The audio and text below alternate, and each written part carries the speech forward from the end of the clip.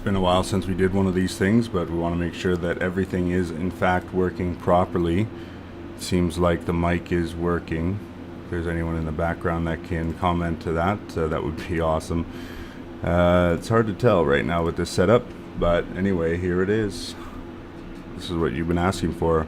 We have started Age 109. We're at Year 2 right now of Ember and Frost. This is your Warcast leader, Wind, with the inside scoop on the wars. I apologize if my mic settings are a little bit high. Feel free to let me know what is going on. Look at those awesome non-AI generated banners that were created long before this podcast. Alright, let's get into it. Let's not waste any time. There is a lot to cover today. Seems like everything is actually working correctly. So we're going to go to our nice little screen there. This is my 1-1 province. I'm going to make sure not to give my location away this time, and at the benefit of the rest of my kingdom. So as you can see here, I am Reporter Wind at 1-1. So for sure, by all means, make sure you actually send me some stuff over to my mail section here. I'll be periodically sending out mails to kingdoms who are in war, just to try and get a little bit more detail on what exactly is going on. Just bear with me here. I'm just going to be moving things around a little bit to make sure everything fits on the screen and doesn't look too garbled up. All right, let's get on with it then. Let's see how it looks when I switch some screens around here. I'm going to go over to the top 10 chart now. Well, that's not too bad. We might need to... Oh, there we go. We don't really need that side of it. We want to see more of this side of it. So I'm probably going to have to move some stuff around until I get this sorted out.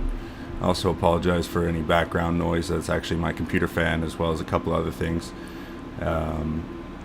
So yeah, but besides that, I think we are good to go. I'm trying to reduce the lag as well on the PC. I didn't really want to leave Discord. I didn't really want to leave Discord there. Hold on a second. I'm just going to do a mute test on my mic here. Alright, so that is the mute button. I just wanted to make sure that I wasn't muted during this whole recording, despite what my input is telling me that I am currently broadcasting sound. Alright, sweet. So yeah, it looks like... dang, is my little thingy in the way here? I think it is. You can see who's in the top positions anyway. So basically, what we're looking at here is, let me get rid of some of these guys here at the bottom. The main kingdoms we want to look at in terms of top KDs, that's by net worth and land, are Cinema, Coder, that's Knights of the Old Republic, I'm guessing, unless they came up with a different thing for that acronym, and Per Aspera, Ad Astra. That's a very popular game franchise that's been coming out with a lot of games recently, actually, but that's not what we're here to talk about. What I want to draw your attention to is how much Cinema is actually ahead of everybody land-wise. Now, from what I can tell, it seems like they're just pumping cows or something right now, no doubt recovering from their first and only war that they had, which actually caused the kingdom they were facing to re-roll some of their provinces. Let's take a look at Cinema, see what they're all about. Looks like, well, they just have them organized right now by net worth, but as you can see, they're primarily made up of dryads and orcs. Looks like that's their primary attack force. A little bit of dwarfs in there, fairies. Those are their pure TMs, and then the dwarfs are probably pumping out runes, I would imagine, or some type of economy. I would imagine maybe they're artisans, elite numbers. One thing I want to point out is how difficult it actually is to get to the changes information. It doesn't seem like it was as easy as it was before, but you can see it here. I just have the forums open. Dwarf is actually running with a 13 and 6 elite unit, whereas, let's see if I can get over to Orc easy. There we go. And Orc's running a 15 and 4. So really this is not, there is a difference obviously there, because Orc does get aggression and bloodlust. Combined with, their special ability here of additional casualties, blah, blah, blah, some fun stuff. I don't want to say that these unique abilities make the game more convoluted, but it definitely makes it a little bit more difficult to plan your kingdom. having these things around. I do like the idea though, because I remember we were talking about it for some time. So Cinema, I mean, is clearly in the lead here. We've seen kingdoms like this do this in the past before. I'm not really going to say any names. Everybody kind of knows who they might be, who they are. So, you know, some people might know who they are, but we're going to leave it blank for now. We're just going to call them Cinema, as you can see by their banner here, which I'm pretty sure has been reused from a different age. I'm just going to check back to the Discord here to see if anybody's messaging me about, like, you know, microphone not working or anything like that. Next in line we have the Coder Kingdom, which looks like they won their last war. So I guess they're probably trying to pump. I mean, they're probably, I don't know if they want to catch up to Cinema at this point. I mean, Cinema's pretty bad boy right now. Let's just take a quick look at 6-6, who Cinema had their victory against. Looks like, you know, like I said, I'm struggling with computer resources here right now, so it might take a little bit of time to load some of this stuff with all the stuff that I currently have open. But yeah, so anyway, Coder here, Knights of the Old Republic. I wish they'd throw up some kind of banner, like any kind of banner, guys. You know, like you could even put a lightsaber that flashes, or not even animated. Like, come on, do something, anything. But I'm sure that's not their actual kingdom name. You know, most of these kingdoms have actual names and are around age over age. But it looks like these guys are running Avian heavy, with Dark Elves, a dwarf, and a fairy. The Dark Elves are probably heretics. I'm guessing the Avians maybe clerics or war heroes or something like that. I mean, I could check my actual in-game account to see, you know, what kind of data I have on them. But just for reference, this kingdom that was defeated by Cinema, I'm going to call them the Bumblebee Kingdom for now, or I don't know. Looks like they wanted to do Autobots, or, you know, wanted to do some kind of theme with Optimus Prime or Megatron, or, you know, Transformer kind of thing, but I guess everybody wasn't on board with that. But as you can see here, they do have some Dryads now, but a lot of those Dryads are coming off the back of being Avians prior. They probably got chained to dust anyway. I didn't actually watch the war because I wasn't actually in the game at the time when this war took place, so unfortunately I missed that data. But I'm sure someone will reach out to me at some point to share a little bit, whether it's Megatron or a Wrench or Starscream. Heck, I might just send a mail out to them asking them how the war, have any data for me. So yeah, so we'll just leave that on the side burner, I guess. I'm going to put that over here so that I remember to mail them at the end of the game from my reporter province. I haven't sent too many mails out recently, but so far I've got a 50% response rate, so keep them coming. And if you feel like you want to create a random account and reach out to me on Discord, you could always do that. And last but not least, third in line for Net Worth and Land, we got Coder here. We already kind of talked about them. They're Avian heavy. I don't think there's too many Avian heavy kingdoms like this running all their attackers that way, but I mean, they got the Dark Elves. What more can you ask for? Alright, let's check out third in line, as I said, Ad Aspera. Or, yeah, I just call them we'll call them Per Aspera, Ad Astra. That's quite a mouthful when you're going to say it back to back a few times. Looks like they currently won their last war. They've got a war ongoing with Karl's House, which looks like a decent kingdom, I think, if I remember correctly. Take a look at them afterwards. Just take a quick look at their mock-up here. Looks like orcs, probably fairies for their TMs, dark elf heretics, I would imagine, and some avian attackers. Looks like they've got a pretty cool name thing going on here. Definitely a theme. Definitely a theme. I haven't played really much Per Aspera Ad Astra, but it seems like it was a pretty cool game. It just wasn't my thing at the time when it was originally come out, but the more I look at it now, the more I kind of want to play it. Every so often I'm just going to be going back just to check out, make sure the stream is still working and that the health is still good. Looks like everything's still on board. Of course, YouTube's complaining about nonsense, not being able to receive data fast enough or something like that. We're going to move that back over to the center here. Here we go. Okay, so Ad Aspera has been talked about. As I said, they're currently at war with Karl's House, so we're going to close that for now. We'll just close that for now. We'll free up some resources.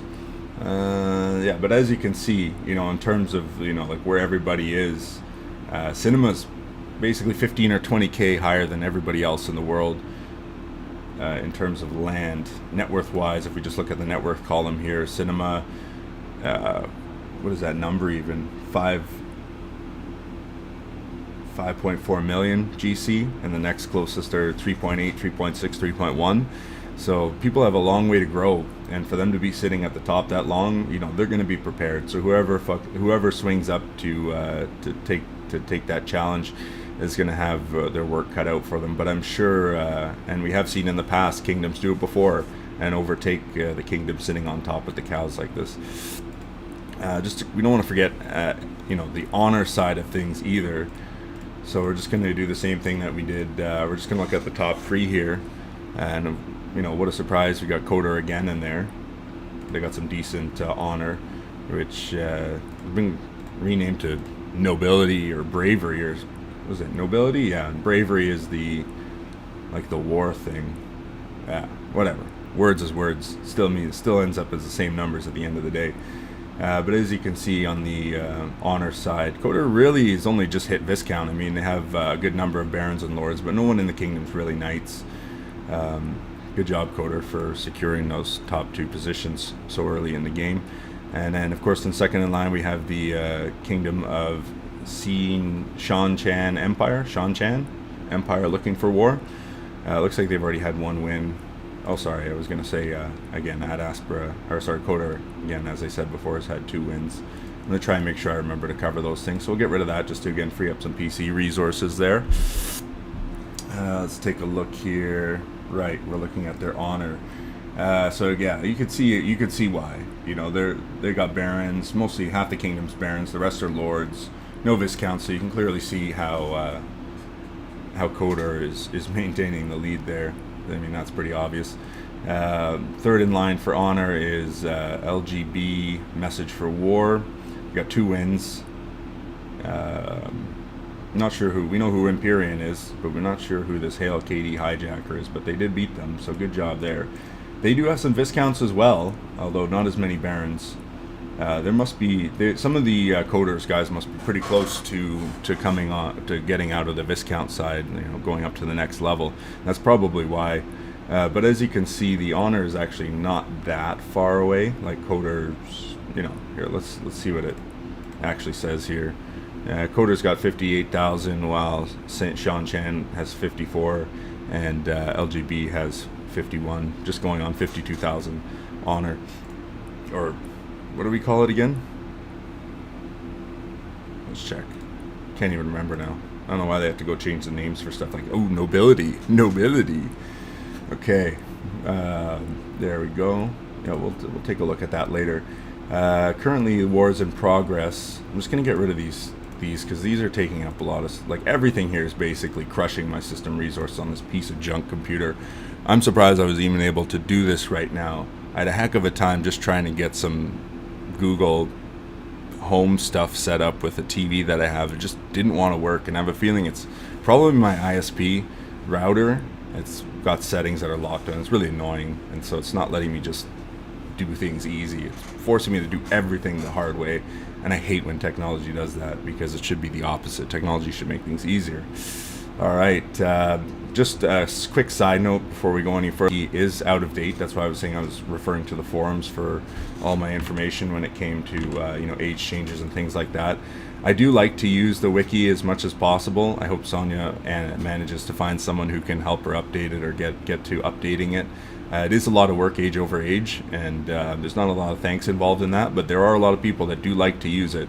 I'm sure we could get some more articles and guides down here at some point. A lot of this stuff is not out of date, but it's a little bit on the older side now, especially with some of the new changes that we've seen recently. I mean, they're not huge. They're kind of just like add-ons, basically, but it adds another level of mechanics to the game. But yeah, I mean, as you can see, they've clearly marked that the current age here is 108, and it hasn't been updated yet. I mean, a lot of the stuff like the spells and thievery operations haven't changed, so I mean, you can still pretty much use it for that, and then just, you know, double check to make sure nothing specific has changed on the changes page. But yeah, so other than that, you know, there were some issues getting the age started, and some things weren't working properly from what I recall, but seems to be sorted out now. As far as they know, everything is actually working correctly. Since we're here, let's look at my messy spreadsheet that I've just cobbled together from my old spreadsheet, just trying to make things work. This is kind of what I'm using to watch the world. There are some discrepancies and errors in it, but I've tried my best to filter them out. I'm just using very blatant commands in order to get all this data here. But you can see this is kind of like my workspace that I've been building in order to report who's going to war, kingdom stuff, kingdom compare, which I helped someone earlier with today. They were looking, that's actually what they were looking for. They were looking for 2-1 versus 2-10. Let's see, this is just some back-end nonsense. This is the other dump that I have a whole bunch of custom stuff in and stuff that I was checking out. But yeah, anyone can build any of these spreadsheets. The dump is available to everyone. But the one thing I like about it is it kind of provides me an insight into the game without actually being in the game. So I can kind of look at everything that's going on in one page. I wish I could see the banners and stuff like that. But before we actually jump into the wars, let's see if we recognize any of the names here on the kingdoms. We got Metallic Symphony. Everybody knows who they are. We got colors. I think that's the fake colors, though. Yeah, that's not the actual colors. Let's see who else we got here. Hospitaller Knights. They've been around for a while. Actual name or not. I don't know if this is Tomatoes. Tomato Cuisine, very well. Ghetto Nightmare, everybody knows them. KDF Stripper, that sounds familiar, but it's really old, and I don't think it's probably not who I think it is. Anybody out there would recognize that name, would probably have some idea. Octobrev. Let's see here. Wishmasters, Medicated Gamers. I don't recognize those guys, but everybody knows Wishmasters. Meme Coins, Empyrean, everybody knows them. Themeless. Okay, I think this is the actual colors, because these guys actually usually have a 20+ person kingdom, and the other colors that we saw earlier down the list there, I think they only have like 15 or something like that. I'm guessing the forest is forests. Not sure who these guys are. We got pirates. Everybody knows pirates. A lot of Latin names coming out. There's Dictus Latinus, Ad Aspera. I think there was another one. I just can't remember who they are right now. Let's see. There's Coder. Don't know who they are really. Cinema. We were talking about the Shan Empire as we go down the list. Okay, well, there's actually a lot of kingdoms, and that's pretty much it. That's everybody that's tagged for now. Again, just bear with me. I'm looking back and forth from the Discord to the YouTube page, back to the Discord, and then back to the data that we're trying to look at here. So those are the kingdoms kind of at a glance. Let's dive right into these wars, though, because at this rate, this is going to take all night. I was kind of hoping this would be a shorter broadcast, but heck, when is anything ever a short broadcast? We're going to pull our target finder over here. I got some stuff queued up already from the 6-4, 6-11 war, some data that was sent to me from the people participating in that war, and then I have another war picked up here that Bluebird was actually mentioning would be a good war to watch. And as soon as I looked at it, I knew right away, she knows what I like. Conversions. Lots of conversions on that war. Can't wait to pull that one up. And you're going to be hearing that word a lot this age, I think. Although I have seen some wars already that are kind of like meh. But yeah, so anyway, from what I can tell, the last time I checked, I think Themeless was the last war that actually was doing anything. So we're just going to pull up all these fun kingdoms right here. Now this is all in order of oldest to newest wars, in case anybody's wondering. I'm just going to go over everything a little bit quickly.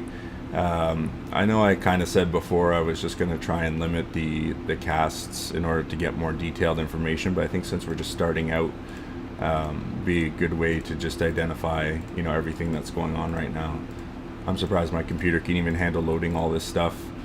There's probably going to be problems with the stream. I'm sure you guys will notice that right away. Yeah, so the Themeless War, this is Themeless versus Texas Mad Squirrel. Looks like they got some nice conversions on the net worth here.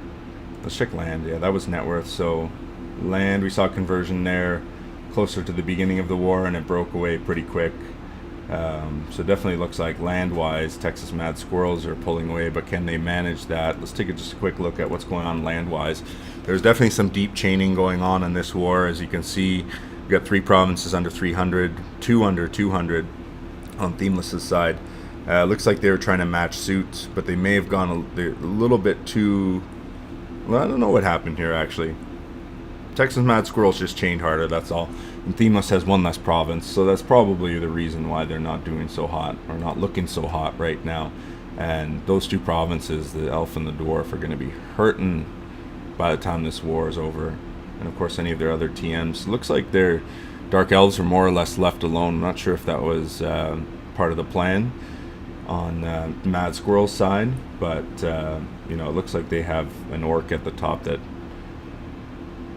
you know, net worth wise, doesn't even look like they can deal with them right now. To be honest, it looks like Themeless, despite having, you know, huge losses, has probably got an unbreakable or 2 right now. So unless those orc dwarf avian combos are these smaller orcs, you know, they're barely in net worth range of these 2 dark elves, or even this 3rd one up here would be a stretch for, you know, the monarch avian. I mean, he could do it, but not sure if that would be worth it or not. But it looks like, you know, they're chaining pretty heavy on Themeless. This war could probably go either way right now. It's definitely not making it easy for Themeless that they have 1 less province.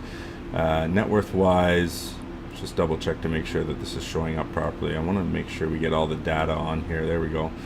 We're gonna have to figure something out for that. But anyway, let's make sure we get all the data on there for this one. Yeah, so I mean, we've got some nice conversions here.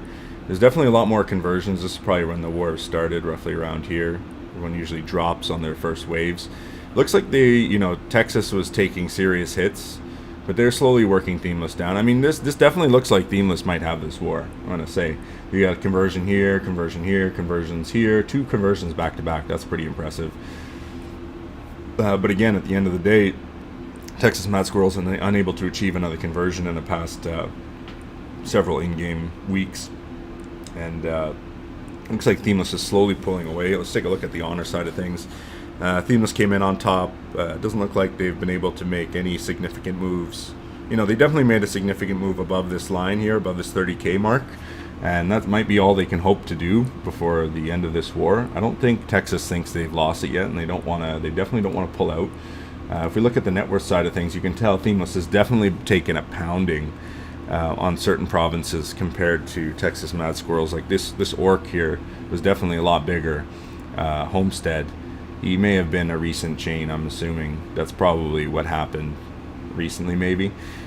His net worth is pretty low already, though, so maybe he was chained wave before that. But yeah, he got his butt kicked, seriously. But again, it's just an orc attacker, so you know, he can easily make his way back up. It looks like Themeless was focusing on mostly orcs here. Looks like they avoided their TMs. I'm not sure if that's the best idea, but if you're trying to make unbreakables and protect your TMs, then maybe they did the right thing here. Like I said, they only have these, you know, these top 3 provinces that, you know, really pose any threat at all to, you know, these guys, these top 3, especially on the bottom side of Themeless. Themeless, you might have this. Texas Mad Squirrels, don't give up. I mean, you still have a chance here. I think maybe you went a little bit too deep on your chains on Themeless, and you could definitely, you know, go a little less deep. That's for sure. I think you're probably wasting some generals on that one. All right, good luck to both of you. We'll check back with you.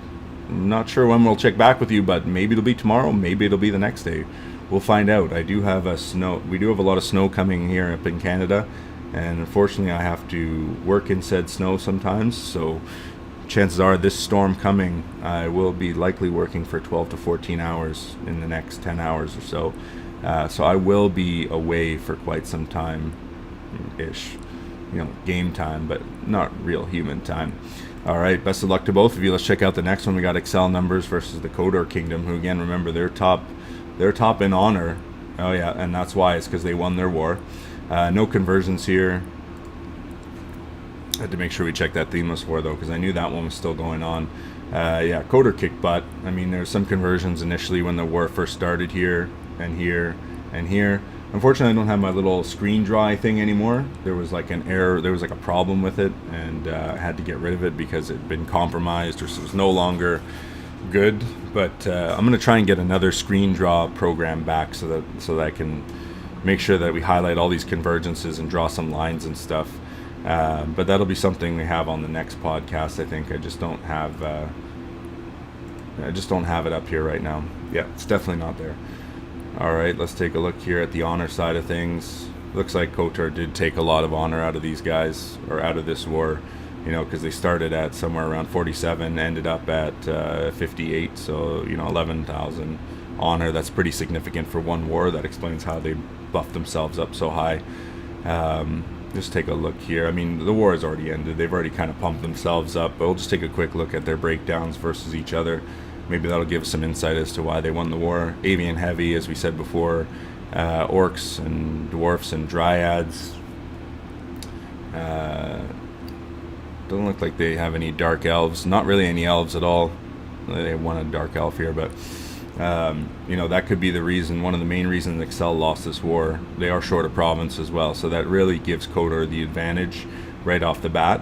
But again, I think these dark elves are probably heretics, and with all this avian coordination, I think, you know, Excel, while they fought a good fight, being one province short against such a coordinated, such a dedicated, specified kingdom of attackers and hybrids, or, you know, probably, like I said, dark elf heretics. They might not have all been hybrid at that time, but they may have been. They may have, you know, some of them might have been TMs. They're pretty big. I mean, if you look at them, you know, they're quite large. I mean, those are after war gains, but, you know, they're probably were at the top of the chart, and that could be the reason that, again, these you know, Excel lost this war, was because they're focusing too much on the avians and ignoring the dark elves, which somebody said in the chat before that while orcs take the acres, dark elves, or rather heretics, win the wars. It's just something to keep in mind for everybody out there. So, you know, good job, everyone. Best of luck on Excel and KOTOR to get their next war. Let's move on to the next war. As I said, we are a little bit short on time already, but we're going to do our best to go through everything here. We got, yeah, see, this is definitely the fake colors. There's not enough people in this kingdom to be the real colors. And these are kind of odd colors as well. Normally colors goes with like very basic colors like blue, yellow, green, you know, stuff like that. Not like beautiful or aquamarine or periwinkle, you know, cerulean. They usually stick to more common colors. But as you can see here, they are kind of an orc avian kingdom as well, with only one fairy. Man, I'm surprised. It's like an all-attacker kingdom, basically. Don't really have any TMs there at all. But their mate here, Sherfing, doesn't seem to have very many TMs either. I mean, they got their dark elf, they got an elf, but hey, that's a little bit better than nothing at all, right? Land-wise, this war is already over. But net worth-wise, there's never any conversions here. It looks like Sherfing, you know, for sure had this in the bag from the start. Seems like there was like no, you know, initially there was definitely an effort to take acres, but what was probably happening was these colors were just taking empty acres and ended up losing it in the end, and that's kind of what we see here, because at no point do they really ever converge on net worth. I mean, initially when the war started, it looked like they were coming close, but the gap just grows ever wider as they go further. So I mean, that's kind of your indicator that you know, the war is not going in your direction, and you should probably withdraw at min time. All right, best of luck to Sherfing and the fake colors going forward. Hope you guys find another war. We have seen quite a few kingdoms. Let's just go back to my little chart here. We have seen quite a few kingdoms. This is actually the live count right now. I've got the other count down here. It was from the last time I posted it. This shows the kingdom counts and the number of provinces, but it looks like recently, I need to check the numbers again to see what it's changed from like the actual screen that I posted. But this is the these are the numbers most updated, and these are the ones that I was posting to compare against. So it doesn't look like it's changed too much, but there's a lot of 22 kingdoms, a lot of 23 kingdoms, and there's there is actually a good number of kingdoms under 20 as well, like 14 to 19. You could have some decent wars in there. I mean, this is the area kind of Ghetto Vets sticks around in. So I imagine one of those kingdoms is them probably, trying to get some province crowns or something like that. And then anybody else, who's just wants to play it a little bit small. Scraz has really been pushing people to try and consider the smaller kingdoms for a long time, and I think maybe people are finally doing it, because we are seeing quite a few wars, whether they're farm wars or not, for the smaller kingdoms. Alright, enough of that. We got Metallic Symphony versus Monsters. Both of these kingdoms, if they are who they're posted, I think we've seen them before. They're a little bit short on players, definitely, but they're still around, so it's good to see you guys again. I'll take a quick look at the land here to see if the war is over or if it's still in progress. Looks like this one is still in progress. We got a convergence right there at the very beginning with Monsters, but Monsters is pulling away. Check the net worth side of things to see if that's actually the case. You can see much more convergences on the net worth side. Metallic Symphony definitely going down, pulling Monsters down with them. But it definitely, again, Monsters is +1 province. It's really, guys, this +1 province makes a huge difference. You have to really be on point with your strategy and your kingdom build to take on kingdoms like this. It's like swinging up at Cinema in Coder's position and not being prepared to take down all the cows that those guys are probably going to have. I mean, what else do you do when you're sitting up there? You're just growing and building science and nerds and stuff like that. But again, these kingdom makeups are kind of similar. As you can see, there's not very deep chains going on here. I mean, Monsters doesn't seem to be it doesn't seem like Metallic Symphony is very coordinated here. Monsters is definitely taken down a few provinces. These are chains right here, these top three.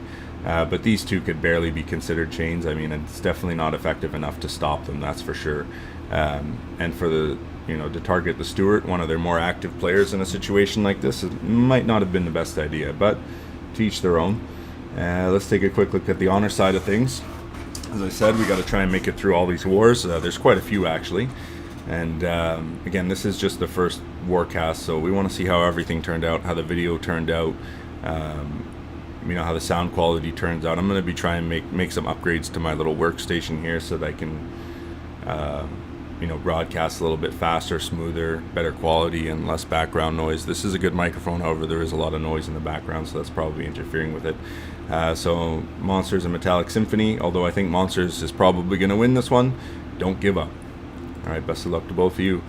Next we have the Medicated Gamers versus the Unnamed Kingdom. Now I believe this is the one that Bluebird wanted me to look at here. I think I actually opened up their... This is 611. I thought I opened up their thing already.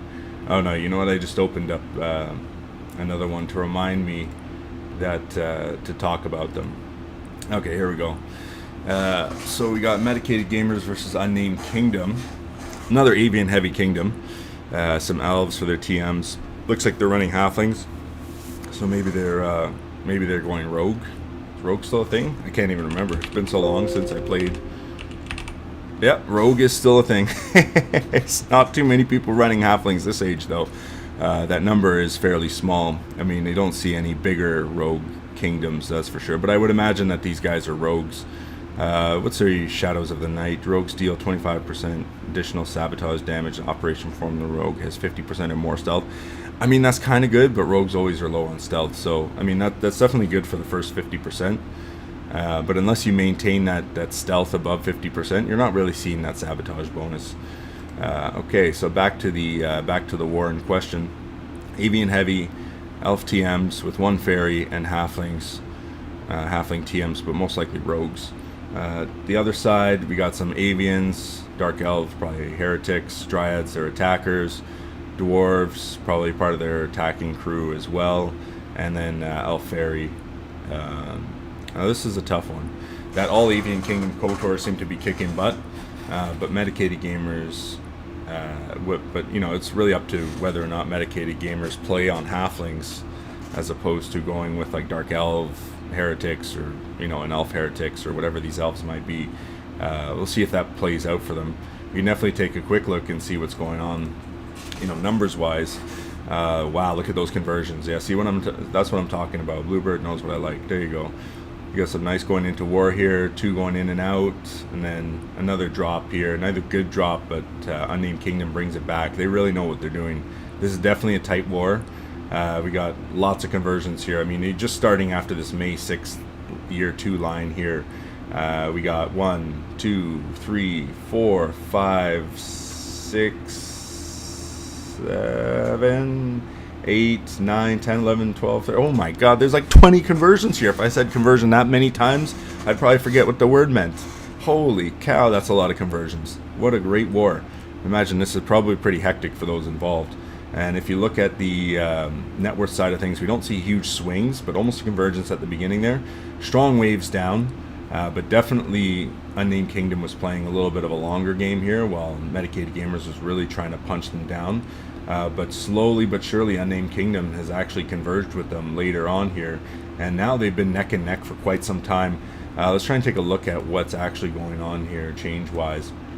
Okay, here we go. So Medicated Gamers is definitely taking a lot more hits, whereas Unnamed Kingdom has taken a lot heavier hits. But as you can see, despite all the acre losses, these guys still have a ton of acres sitting on them for how many acres they've lost. Versus, Medicated Gamers, these avians have taken some hits I don't think they can recover from as well, because of their losses, increased losses on attack. So I'm not just spouting nonsense here about avians. Penalties, military casualties, yeah. And even though they have a strong elite, they don't have very much defense. So even if they're all heavy offensive specialists, they're not converting for very much defense, that's for sure. I mean, 3 is better than nothing, but they're probably going to keep those guys out. And with their minus attack time,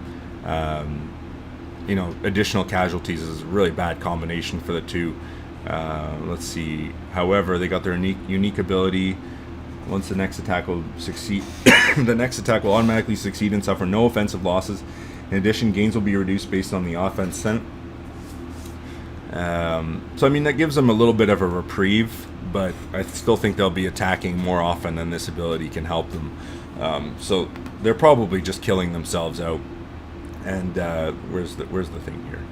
And considering how these chains actually were on them, I mean, that's more than enough. 200, 300, that's the range you kind of want to be in when you're chaining. You want to chain them down to 300 or just under 300 to really put them out of business. But as you can see, it looks like the avians have been focused on very heavily, whereas, it looks like some TMs, mostly a little bit of the attackers, were focused on by Medicated Gamers. But let's just take a look at the net worth side of things here, change-wise. See how avians and some of their halflings got taken out. See, they were probably getting hurt.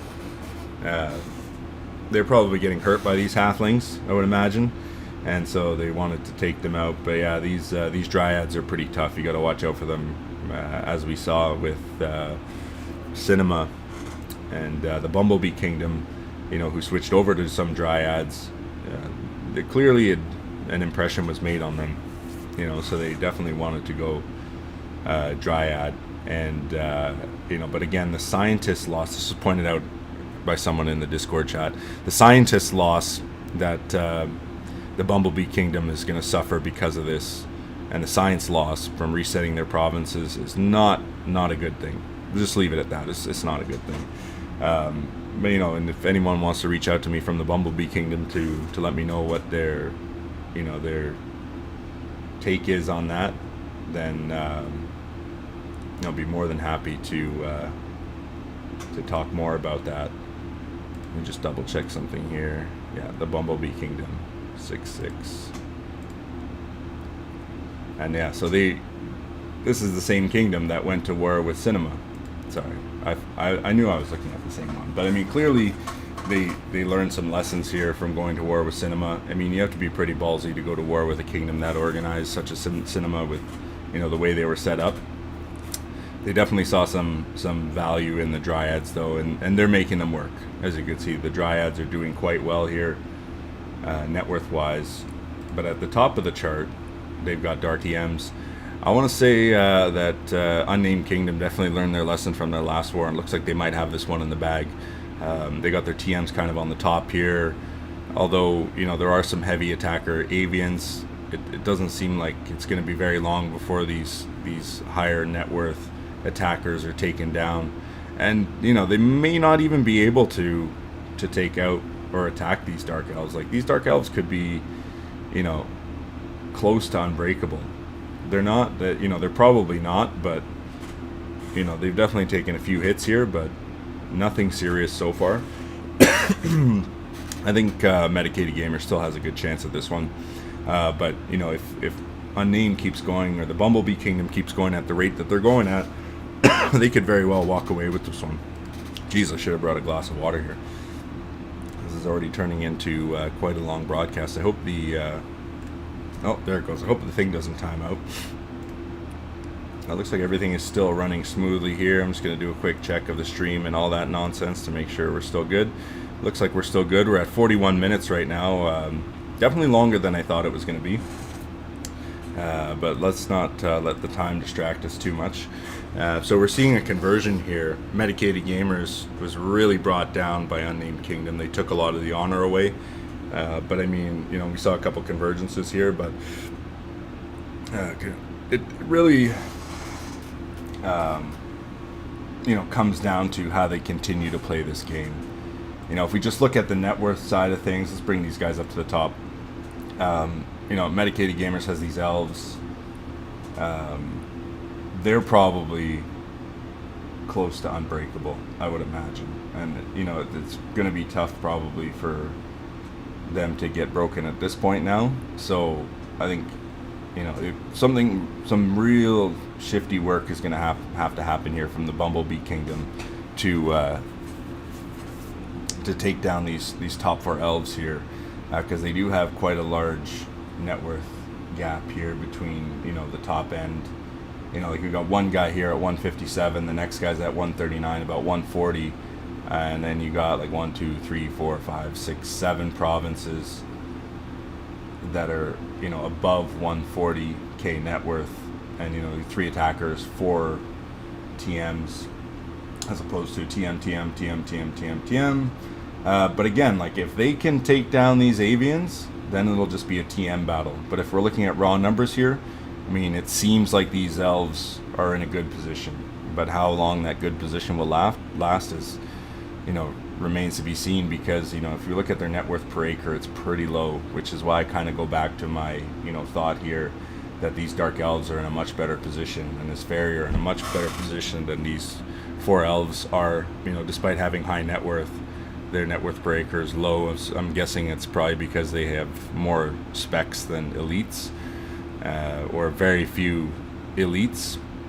So while their defense numbers are probably pretty decent, you know, let's just double check Elf here in terms of what they're looking at. So 10-0 and 0 and 11 and a 12-4 elite unit. Oh, really? The net worth is pretty low on these guys. So maybe they do have more elites than it appears. You know, we'd really have to pull some intel on these guys to find out what's going on. This is definitely a war. I think I'm going to be reaching out to them as well, just to see, because I've already got them listed up here. But I'm going to reach out to both these kingdoms and let's see if we can get some more information on this war. Because this is definitely a war we're going to come back to the next time I do a warcast. Even if the war is already completed, we're gonna take a closer look at this one. Thank you again for Bluebird for pointing that out, and hope you guys are having good age over there at Warbirds, if that's where you still are. I would imagine you are. All right, let's move on to the next one. And again, as I said to everyone else, best of luck to Unnamed Kingdom and Medicated Gamers. A really tight match. Hard to tell without seeing all the intel. I mean, you really have to see what the population numbers look like and what the actual military numbers look like to say for sure. But Unnamed Kingdom is doing a bang-up job bringing these Medicated Gamers down. Now, it's really going to come down to who's unbreakable and who has attack power left at the end of this. Because, like I said, while these elves are large here, it remains to be seen how much they can actually do.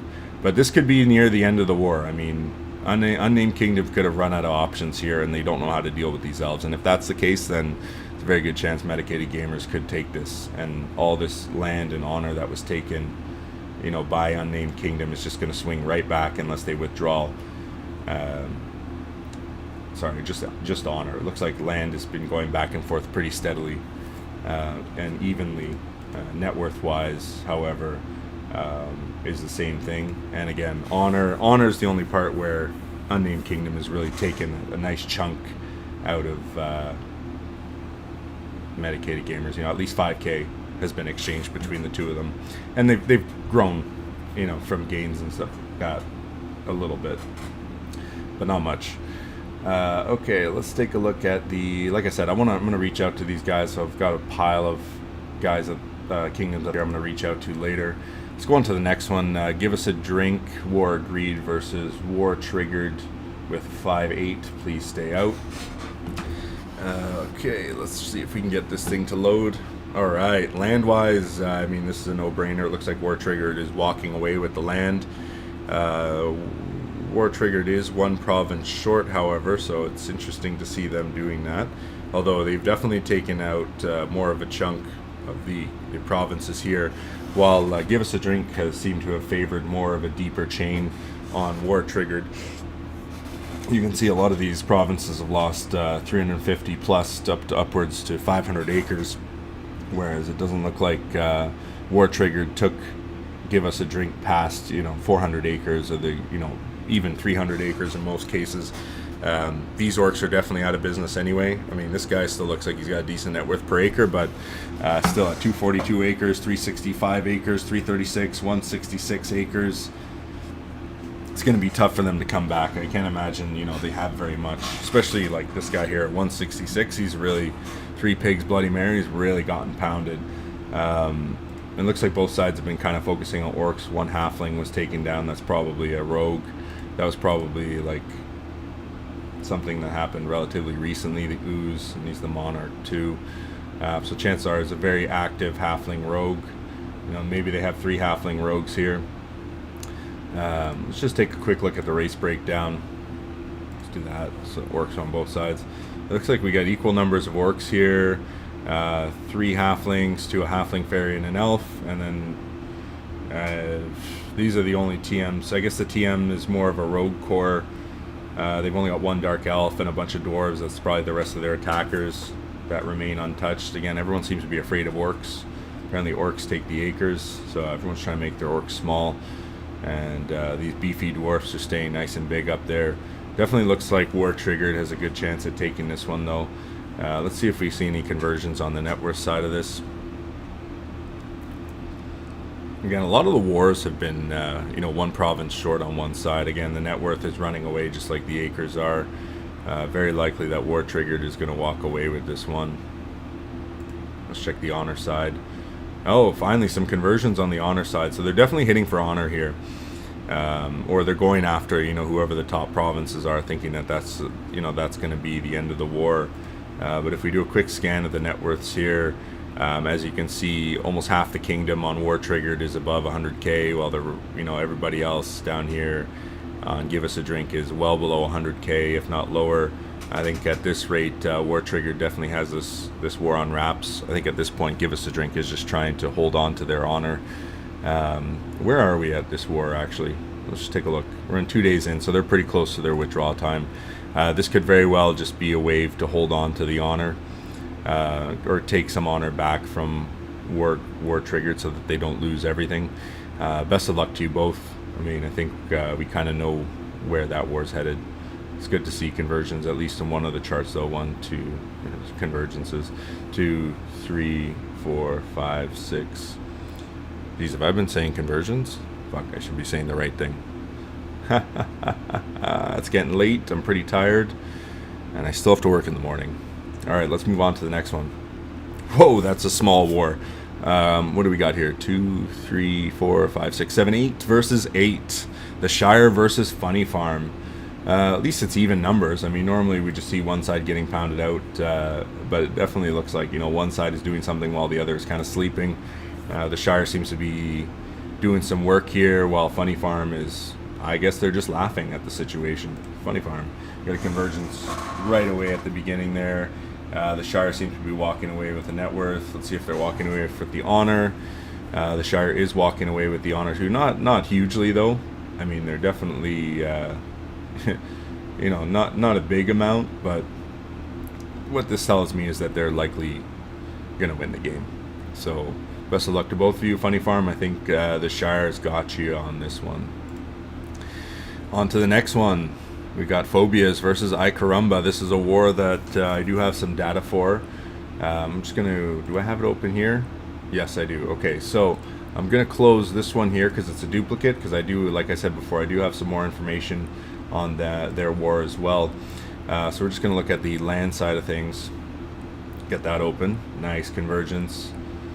Convergence here, convergence. Nice, that's what I like to see. Phobias seems to be doing well on the land side of things. Let's just check net worth before we take a look at the races here. Nice, look at those convergences. Oh yes, all the way down. Doesn't look like Phobia is making it easy for them, but Ay Caramba is definitely pushing the gas down hard, and Ay Caramba is one province short. So just keep that in mind when we're looking at this. You know, if you just look at the raw numbers, though, it seems like they're doing better. I lied. We're going to look at the honor. Ay Caramba, yeah, it doesn't seem like Phobias is able to make too much of a gain there honor-wise. But again, this war is only 35 hours in, so there's still time to go before min time. Let's take a look at the race breakdown.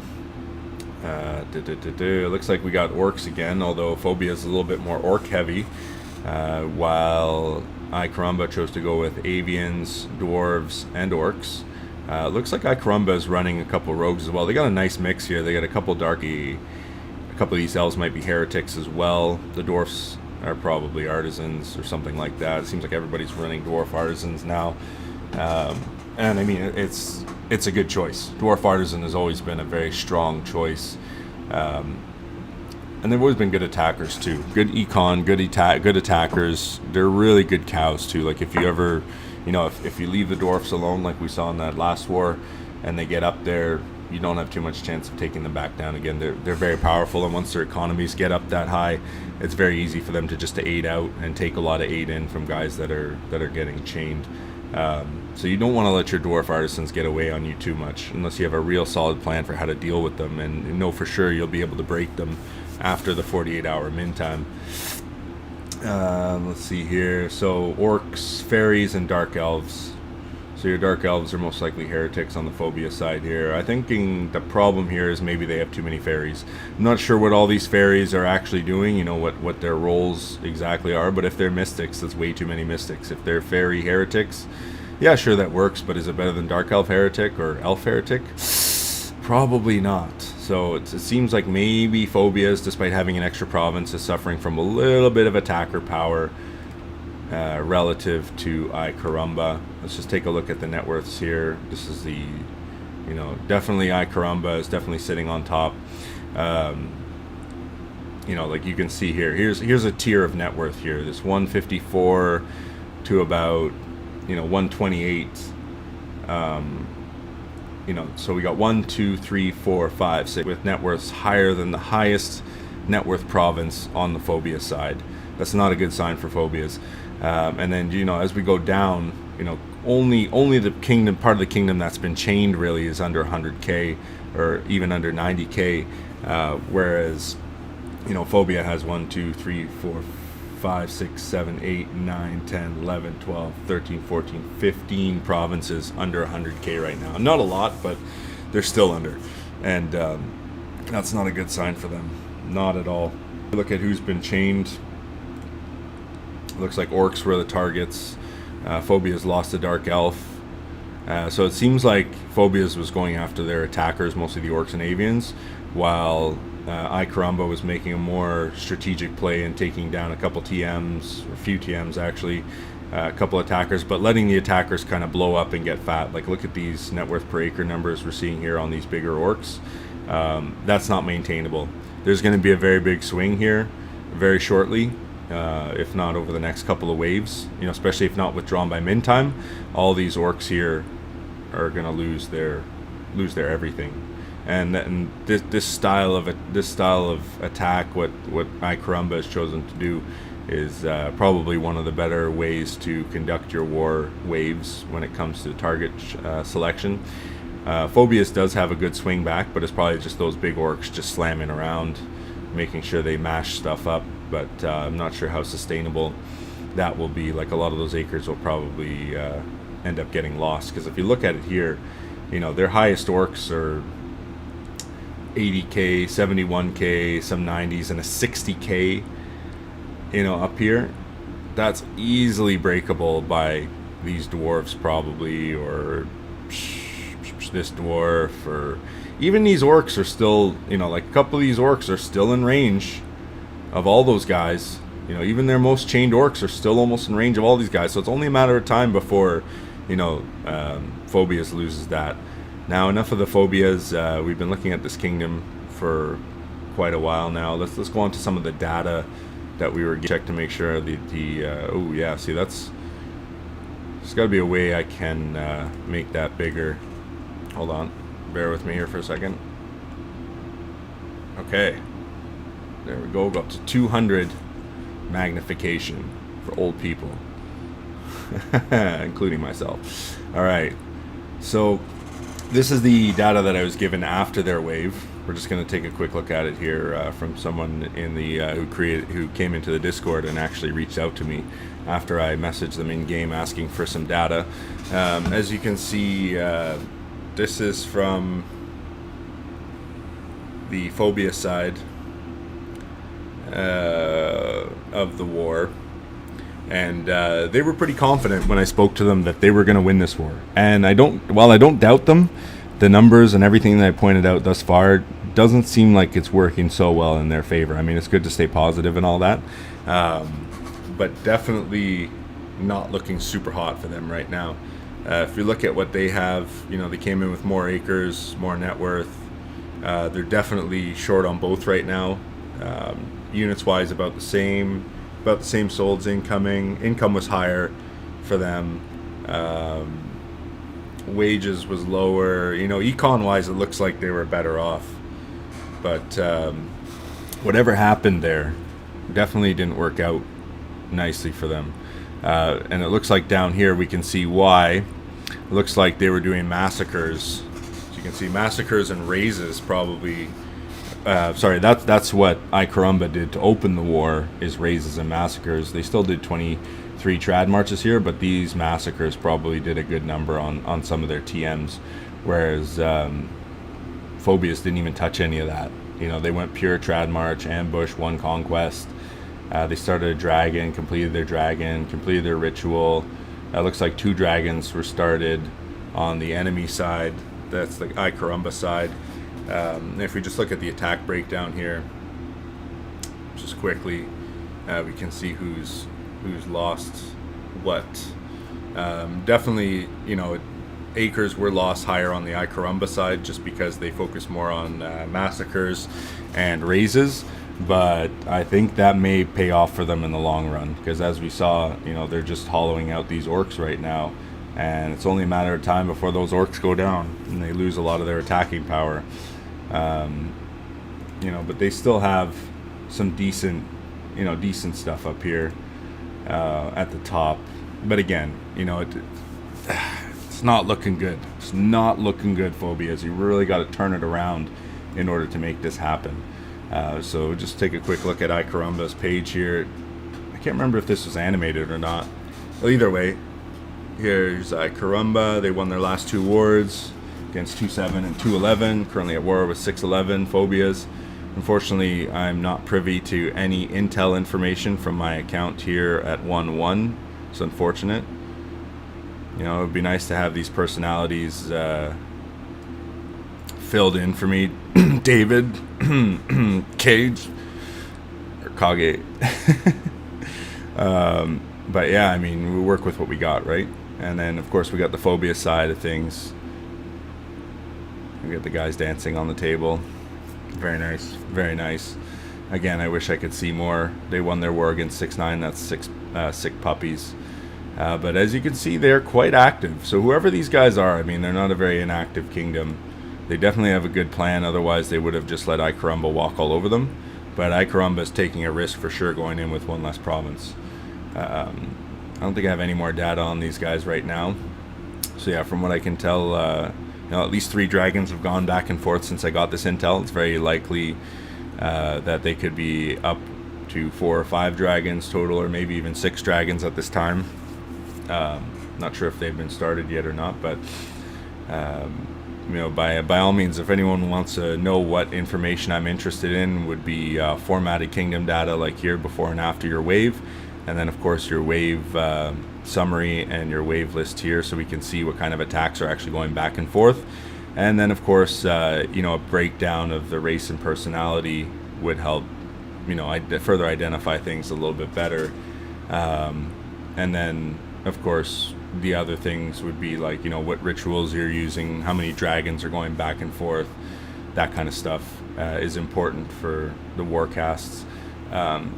So I'm just going to close this up now. As I said, definitely looks like Caramba has got this potentially in the bag, but we're not going to rule out Phobius just yet. So it'd be good to come back and check on them. Hopefully the war is still going in the next 24 hours when I have a chance to revisit this. And again, thank you for reaching out to me.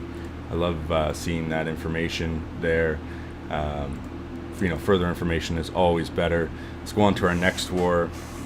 Again, we're just going to do a quick search of everything to make sure.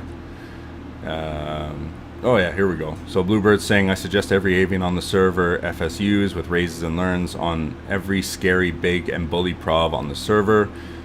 Nice. Sure, why not? What's the value in doing like 10% damage massacre every hit, at best 10% offense? So just run Orc, FSUs 100% with avian and Orc game, Orc crush meter play and gains and threats. And avians don't even need to be 50% the size to F up a top cow. It's amazingly FSU coded, but can avians make it through the entire war? That's the real question. But I'm sure somebody will comment on that. Oops, I opened something that I shouldn't have there. Hopefully it didn't break anything. Alright, looks like we're good to go. Hostile, please stay out. New Year's solution. I mean, I see that name all the time, but it's probably not the same people, that's for sure. We got 2, 4, 6, 8, 10, 12, 14, 16 versus 18. So too short. Pretty ballsy. Pretty ballsy. Land-wise, New Year's solution. Looks like they're taking it here. They got a couple convergences. Wait. Yeah. Net worth-wise, got a convergence here, and no more to speak of, although it looks like hostile is dropping off at the end here. Definitely looks like New Year's solution is going to take this one. But New Year's solution definitely wants that honor, and it looks like they've just taken it with this most recent wave. We're only 26 hours in. This could very well be a min-time war, though. If New Year's solutions keeps going at this rate, I could very easily see them winning this war. They've got more orc attackers. They got some halflings. I don't know if these dark elves will be enough to stop the orcs. Let's just take a quick look here. Net worth wise, it's a good way to judge how everything's going. Looks like they're still pretty neck and neck with the 100k provinces. They're one short, but they are two more provinces, so it's very likely that New Year's solution is going to walk away with this one. Not totally walk away, like it was an easy fight. It definitely looks like hostile probably bit off more than they could chew. This right here is not a good sign for them either. Let's just take a quick look at who's been chained. Oh yeah, you can see the deep chains here on hostile. I mean, this orc is out of business. This dwarf is very soon going to be out of business. This avian is not in good shape either. So this 3 provinces in pretty bad shape. Whereas on the other side here, yes, they do have 3 or 4 provinces also in bad shape, but remember they do have 2 extra provinces. That's huge. So best of luck to both of you. Hostile, peace, stay out, and New Year's solution. We're on to our next war, Warring 212. This is only a 25-hour war so far. Again, 1 province short. I think almost every war now has been, one kingdom has been 1 province short. I mean, I got to commend you guys for biting the bullet and trying it anyway. I mean, you don't know until you try it, right? Unnamed Kingdom warring land-wise, a lot of convergences here, looking good. Nice tight war land-wise. Let's check out the net worth side of things. That's where the money's at. No convergences here on the net worth side of things, but a pretty steady slope down. Not a good sign that unarmed KD warring 211 STFO can't perform a convergence and bring it back. That's not looking good for them. Again, usually the tighter wars. See, and here you go again. They're just bleeding honor. Let's check the land-wise, see who's been chained. Unarmed Kingdom. Yeah, they took some pretty heavy chains on their dwarf and their human. Looks like they spread out their attacks a little bit more on the warring 212 side, like against their avians and orcs here, but they definitely took a pounding here. But again, their warring 2-12 has one extra province. In a lot of cases, that one extra province is what's going to win you the game. I mean, they're both still neck and neck for 100k, but again, one extra province. And who's actually at the top? Well, Warring 2-12 is actually at the top right now, net worth wise. They got about three and a half provinces above Briz here, more or less, or just about above Briz. Or sorry, above with half of one, almost above or at the same level. And then, they're, in terms of their 130k net worth guys, you got 1, 2, 3, 4, let's say 130 to 115, 4 or 5 guys in that range. They've definitely got a lot more here in this stack of net worth. But what will they be able to do with that? Right now it's not looking very good for them. Did I already look at the honor side of thing? Yeah, like I said, not looking very good for Unarmed Kingdom. When you don't see a lot of convergences like this, a lot of people want to say that's like a farm war or something like that, but it really just comes down to inexperience and being short one province. That's a huge one. Best of luck to both of you guys. We're definitely coming back to revisit this war. Unless it ends at min time, I could very well see that happening, but we'll still cover it anyway. Again, we're one province short here. Meme Coins is short versus Hail, KD, Hijacker War. Let's take a look here. Yeah, one province short. Numbers wise, kind of thinking I know who's already on top here. Nice convergences here on the land side. That's what I like to see. The last wave was just recently too. Let's check the net worth side to see if it's in line with that. Net worth is not so in line with convergences, but Meme Coins is definitely not giving it away. They're definitely making Hail, KD, Hijacker work for it. Take a look here at the land changes here. Looks like Meme Coins went a little bit heavier on their chains against Hail, KD, Hijacker.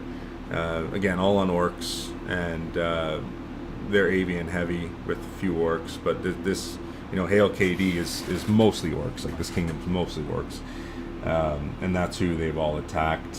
Sitting up at the top right now is a dwarf, an orc, an elf, dark elf, mostly TMs except for this dwarf and orc, but they're pretty high net worth.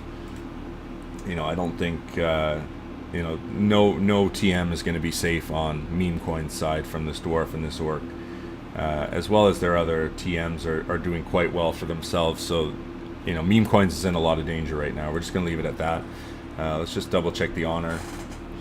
Yeah, Meme Coins is doing well for honor though, so maybe they're just going after the big attackers that are sitting on honor right now. Let's take a look here. Who's at the bottom again? Yeah, all orcs. So whoever these orcs were probably had a lot of honor going into the war, and lost a fair bit, but they didn't have more than Meme Coins. One thing Meme Coins going to do definitely is walk away with their act from this war. I don't think, unless they stick around and really let Hail, KD, Hijacker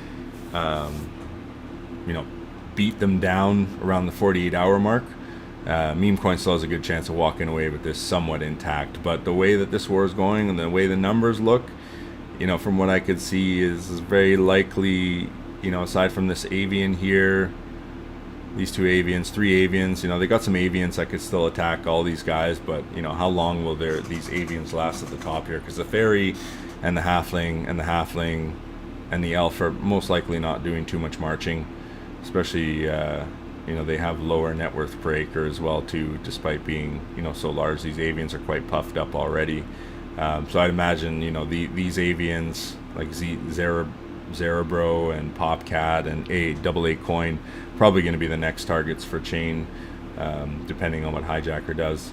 Let's move on to the next one. All right, and again we got another province short. We've got Middle Earth 2025, please stay out, and Dictus Latinus. Wow, look at that, all caps too, except for that one province up here. V Potentia Invictus. Interesting. I'm going to slam all these into a translator just to see what they all actually mean at some point. Not right now, because we don't really have that much time, and it's kind of not war related. But let's take a look here at what's going on. First we're going to just throw it up to the land side of things. We're going to try and maintain some consistency here in these warcasts. But we are getting close to the end here, and it is already 12:30. I'm supposed to be at work at 8 a.m. So we're going to make these last couple of wars go by quickly, because they're definitely at 14 hours in. They're definitely going to be time to review them again. You know, when I finish work, or probably the following morning when I wake up. There'll be a morning warcast. I don't even know what day it is today. It's Thursday the 23rd, right? So it'll probably be maybe Friday morning or Friday night. Depends on how much snow we actually get here. It will determine how much work I have to do. But Dictus Latinus versus Middle Earth 2025. We see some nice convergences here on the land side of things. Going over to the net worth side, wow, that is quite telling. Middle Earth took a steep drop there in net worth, most likely from these heavy chains on their human, avian, and orc. Yeah, that's what brought them down. All this net worth loss. As you can see, the chains have been a little bit lighter on Dictus, so you're not seeing that net worth swing so much. Honor wise, Dictus is already converged on the honor, which means that these guys really mean business. Middle Earth is going to have to be careful to hold on to their honor for the rest of this war. Although Middle Earth does have this big dark elf here. I'm sure these orcs could probably break him, because his net worth is fairly low, although, he still has 11, 0 and 11. Oh, sorry, that's a dark elf. The dark elf, let's just double check here, 0 and 10 for their defensive specialists, and only a 10-10 on their elite. So really, they're not very safe at all from those orcs. Then that means, let's go back to the right war here. So this guy's days are numbered, that's for sure. And with the minor net worth change here, they're probably opping him or something like that. With their TMs, maybe even a massacre. You never know. We gotta get more intel on these wars to figure out exactly what they're doing there. But primarily, net worth wise, they're pretty neck and neck. I mean, this is a pretty even war. Although Dictus, like I said, made a huge play on their last wave there. Middle Earth is definitely feeling it.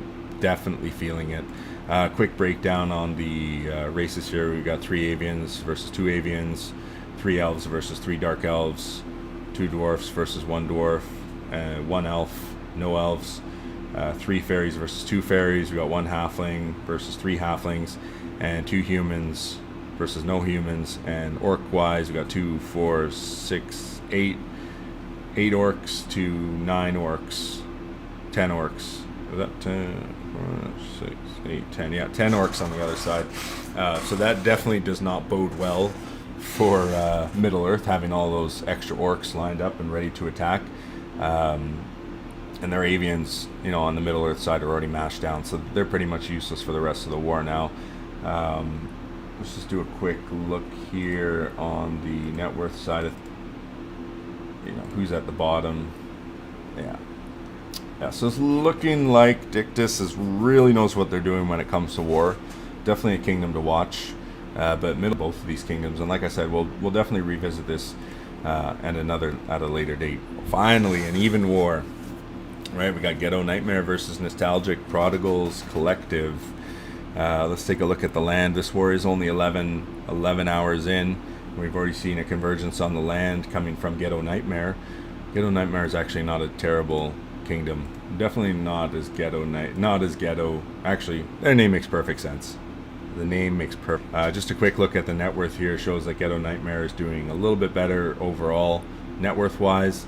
Land wise, in terms of who is chained who. Wow, Ghetto Nightmare went heavy on this orc chain. Very likely that's going to be enough to put this guy out of business. Same with this other orc here and this human. Wow, you guys just crushed these 3 guys. They're going to be crying. for the rest of this war. Whereas your guy, Nostalgic, didn't really hit them too hard. Maybe there was some.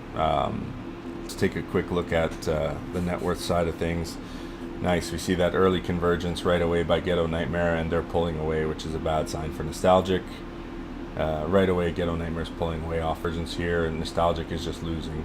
This is very likely a win for Ghetto Nightmare, although we are only 11 hours in.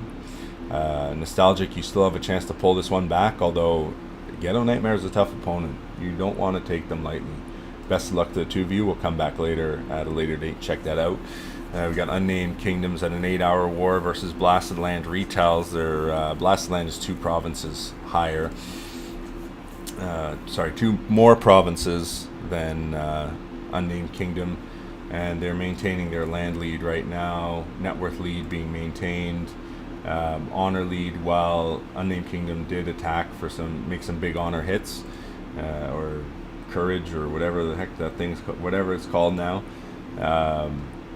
Blasted Lands did take some heavy attacks here. Like, they really lost. Like, these 2 orcs are basically out of commission for the war, especially if they end up dumping their troops. But they do have 2 additional provinces to run off of. So despite those guys taking such heavy hits, I think the damage is already done for the start of this war. So best of luck to you too. We'll definitely come back and take a look at this again. Dang, another war with 2 provinces short. The Forest goes in with 2 provinces more than another unnamed kingdom. I think this is probably Forest, or the Forest, like Cell's Kingdom. I think it's Cell's Kingdom, or maybe it's somebody else who's decided to call themselves the Forest. Let's see what the breakdown is quickly before we move into anything else. Looks like we got mostly Avians here on the Unnamed Kingdom side. Forest only has 2. They got some decent Dark Elves, 4 Dark Elves and versus 5 Dark Elves, Orcs, Halflings. So the Forest has a nice mix of everything. They got a standard kingdom setup, although they must be using some of these these Elves as attackers, or possibly, maybe not. Maybe just the Orcs and the Avians, and probably the Elves would be the attackers. Maybe Clerics, is my guess. But this war is only 8 hours in, so it's really hard to tell, where they're going to be at. Land-wise, though, the Forest, like I said again, they have 2 extra provinces as well. So land-wise, the Forest is already taken away. However, on the net worth side, Unnamed Kingdom is converged a couple of times, and despite being a little bit lower right now, they're not letting the Forest walk away with it. So definitely won't be the easiest war for the Forest. I mean, Unnamed Kingdom took this war for a reason. They probably thought for sure they could win it, and they still have a good chance at doing so. So yeah, I think there's definitely another war we'll definitely come back to at a later date. We'll just do a quick check on the current wars to make sure that there's nothing that we missed. Again, thank you everyone for joining me today on the podcast. It looks like we got a decent amount of people actually watching the podcast this time around. We got 11 concurrent viewers, which is pretty good. 65 views, not too bad. I'm glad I posted it. That'll look good for the stats. So again, remember, we got big guys like Cinema sitting up at top. You got to watch out for Coder. You got a couple other guys up there that they're not definitely not slouches. Again, let's just take a look at the top of the chart here. In order, we got Cinema, Kotar, Per Aspera, Ad Astra, Wadashiwa, Nihonjin, Disu, Unnamed Kingdom, Colors, the real colors, Good Games, Shanchan Empire, Excel Numbers, and Unnamed Kingdom 66. Those are your top 10 kingdoms, net worth wise and land wise. Honor wise, on the other hand, you got Kotor, Shanchan, LGB, Ikarumba, Unnamed Kingdom. That's 4, 4, and 6, 6 back to back. Watashima, Nihonjin, Disu, Addicts of Utopia, the real colors, and Carl's House. So, a lot of the similar names. So that should give you an idea of kind of who to watch out for. Again, remember, the final changes are the best place to learn about all the changes, and this is where the real data is. Unfortunately, the wiki, as I said, is slightly outdated, so your best bet is to go in there. And like I said, I wanted to reach out to Cinema and Bumblebee Kingdom and kind of find out about their current war, as well as so Bumblebee Kingdom, and we wanted to talk to Medicated Gamers as well too. So I'm going to reach out to these these kingdoms and see if they can give me some more information on their wars. And we'll go from there. So perfect. All right, thanks everyone for joining me today on this most recent Warcast, and thank you so much for participating in the community. This is your host Wind, signing off.